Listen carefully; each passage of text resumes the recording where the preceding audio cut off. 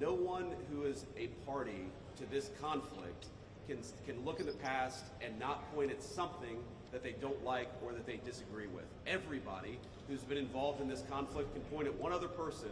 One of these flags can point at another flag and say, we hate that person for various reasons. The way that we're going to get to peace is to focus on the future, which is what the President of the United States has asked us to do. And we think everybody here is very willing to do that and is very eager to engage in that effort. Ma'am.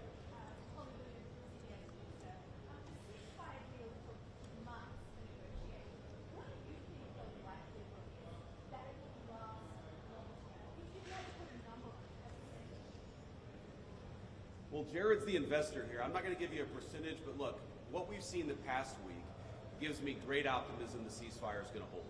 And if we get from where we were a week ago to a long-term, durable peace between Israel and Gaza, there are going to be hills and valleys. There are going to be moments where it looks like things aren't going particularly well. But given that, and given the history of conflict, I think that everybody should be proud of where we are today.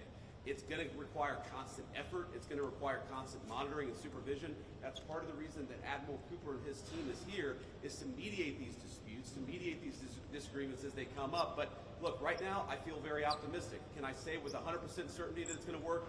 No. But you don't do difficult things by only doing what's 100% certain. You do difficult things by what the President of the United States has asked us to do. Sir. Mr. Crux, President Suleiman Massoud from Cannes. First of all, thank you for brokering the ceasefire deal. Two questions for you.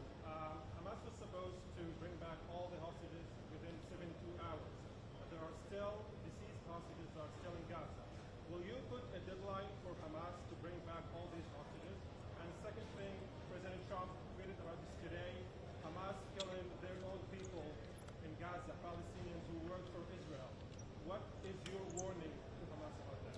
Yeah, so Steve, I'm going to ask you to follow up here, but let me say just a couple of words about the deceased hostages. I mean, one of the stations that I met with, one of the groups that's working on this that I met with earlier, they actually have a photo of the 15 deceased hostages who are still in Gaza. It is a focus of everybody here to get those bodies back home to their families so that they can have a proper burial. Now, that said, this is difficult. This is not going to happen overnight. Some of these hostages are buried under thousands of pounds of rubble. Some of the hostages, nobody even knows where they are. That doesn't mean we shouldn't work to get them, and that doesn't mean we don't have confidence that we will. It's just a reason to counsel in favor of a little bit of patience. This is going to take a little bit of time. And look, our warning to Hamas is very straightforward. The terms of the 20-point plan that the president put out there is very clear. It's supported not just by Israel, but by all of our Gulf Arab friends. It's that Hamas has to disarm. It's that Hamas has to actually behave itself. And that Hamas, while all the fighters can be given some sort of clemency, they're not going to be able to kill each other, and they're not going to be able to kill their fellow Palestinians. Now again, that's going to take a little bit of time. We're talking about how to set up the security and humanitarian apparatus to put all this in place. But right now, where I stand, I feel confident that we're going to be in a place where this peace lasts, where it's durable. And if Hamas doesn't cooperate, then as the President of the United States has said, Hamas is going to be obliterated. Steve, do you want to add anything about the hostages? Okay, great. Ma'am.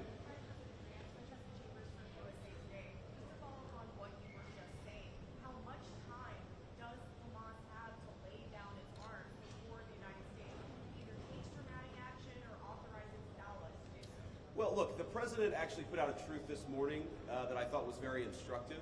We know that Hamas has to comply with the deal, and if Hamas doesn't comply with the deal, very bad things are going to happen. But I'm not going to do what the President of the United States has thus far refused to do, which is put an explicit deadline on it, because a lot of this stuff is difficult. A lot of this stuff is unpredictable. You basically have two regions in Gaza, one of which is relatively safe, I wouldn't say very safe, and one of which is incredibly dangerous. And part of ensuring that we get to a durable peace is to broaden the scope of the area that's safe. And the International Security Force is a big part of that. We don't yet have the International Security Force set up. That's something we're working towards. We have a number of volunteers who want to participate in that International Security Force. So my point is, I don't think it's actually advisable for us to say this has to be done in a week, because a lot of this work is very hard. It's never been done before, and in order for us to give it a chance to succeed, we've got to be a little bit flexible. I think what you're seeing from our Gulf Arab friends, certainly from our Israeli friends, is a certain amount of impatience with Hamas, but we're going to keep on working at this process, and we're going to keep on trying to bring the deceased hostages home, but also make sure that all Gazans are able to live in a prosperous and safe place. Yes.